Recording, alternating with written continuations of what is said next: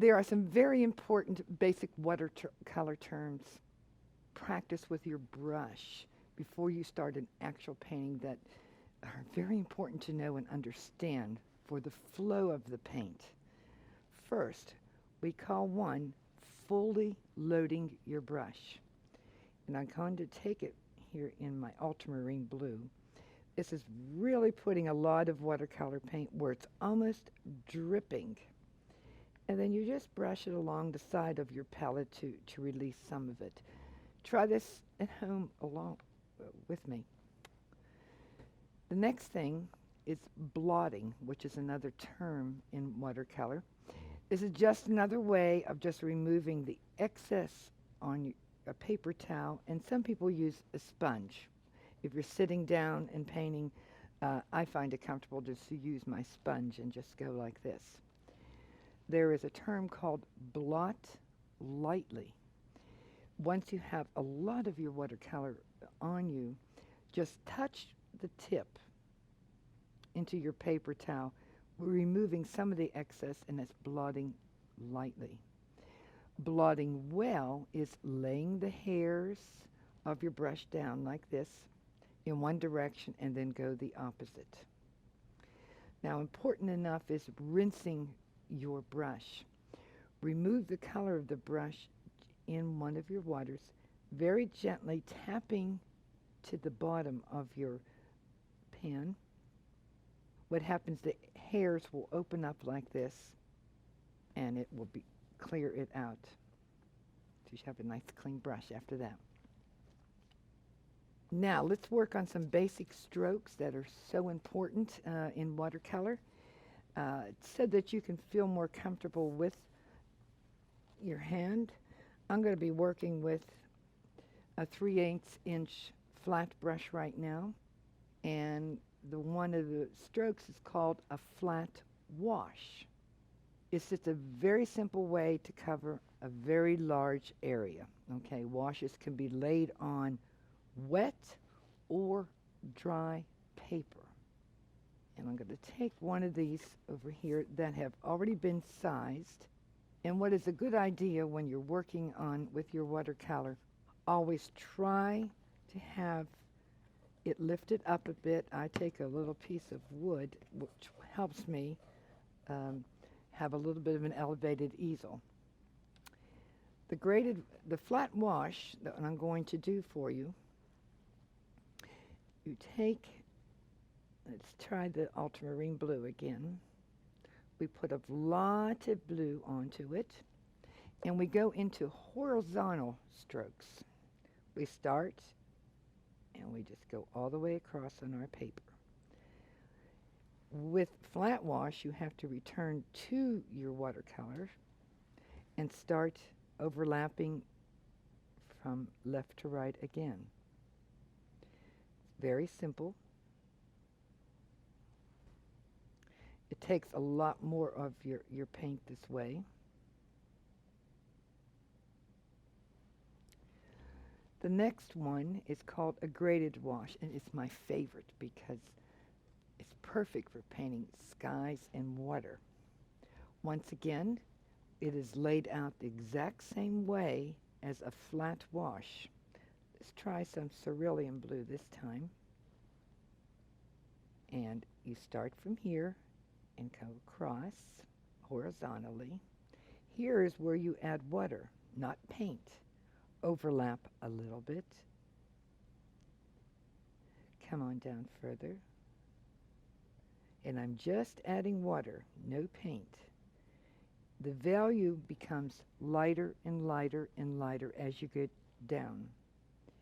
Continue overlapping until you're satisfied with the value, and you can see it almost looks like a beautiful sky starting to develop at this point.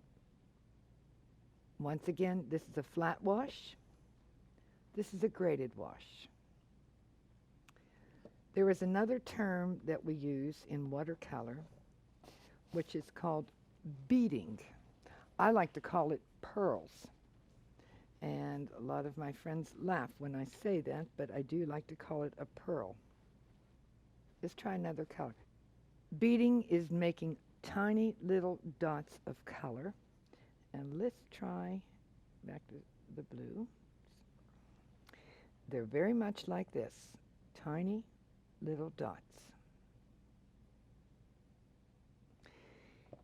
Once you have your dots, you just take your brush, and I'm using a round, and bring it over. And here we go again. We make another little dot, and we bring it over this way. After you familiarize yourself with these washes and the beading, you can now go ahead and take the next step and go into what we call a charge two colors together. Charging is a technique that lets the colors mix on your paper versus a palette. And it's so interesting to see how one wet color reacts when another wet color is painting right up against it.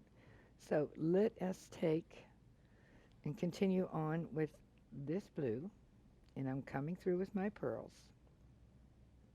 I'm going to come on down further, and let's just make it a kind of an uneven line here. We rinse and get another color.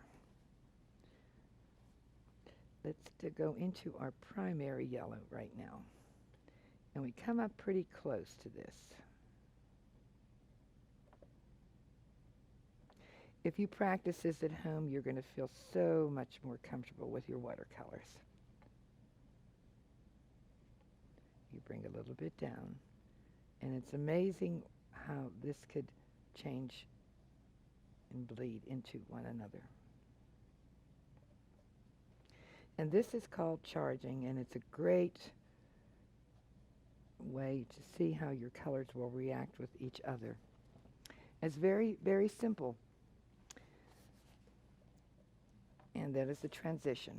Okay. The next thing I would like to show you, and what is really a lot of people talk about if you're in watercolors, is wet on wet and wet into dry. Wet on wet is simply painting your wet colors on very wet paper. So my paper is dry right now. It was sized. So I'm going to come over here, spray, and I've just wet my watercolor paper. Let me take this one, and let's go into taking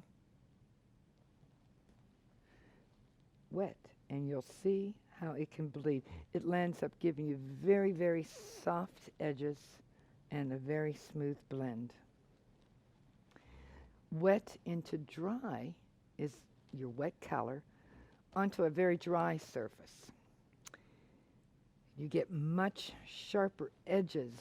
With this method, you can actually control the paint better. So let me go back into Carillion, and this is dry, remember, and my wet, and I'm going to make some little marks just like this. You see my edges are much tighter. This is a fun one, and this is the one I usually end up using.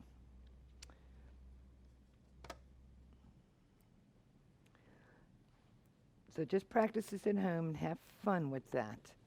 The last thing that we're going to talk about, okay, before we begin any work, is what we call white on white, or saving the white.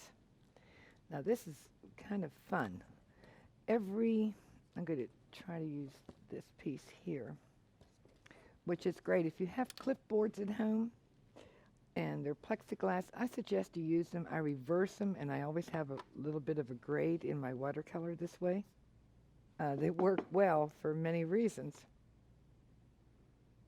Many things that we paint have pure white in there. We want to retain the whiteness of it and retain the whiteness of the paper. And the use of what we call masking fluid is applied. You put it in the areas that you want your white. It's not applied to anything that is damp, so your paper has to be very dry. Now, to use your masking fluid, shake it well. I have a small container here for us to use. Shake it well. And You take an old brush. Do not take a good brush at home, okay? Dip it, okay, in your water. I put mine on soap. What happens, the soap is great. It keeps the bristles from soaking up some of this fluid before it dries. Then you go to your masking fluid, and we put it onto here. Let's just do a little practice here. And this I suggest you practice at home. You'll have a lot of fun with this. Now, when this dries, it just comes off with your finger, or you can use a gum eraser as well. And it does take sometimes a little bit time for it to dry, so I'll wait for that.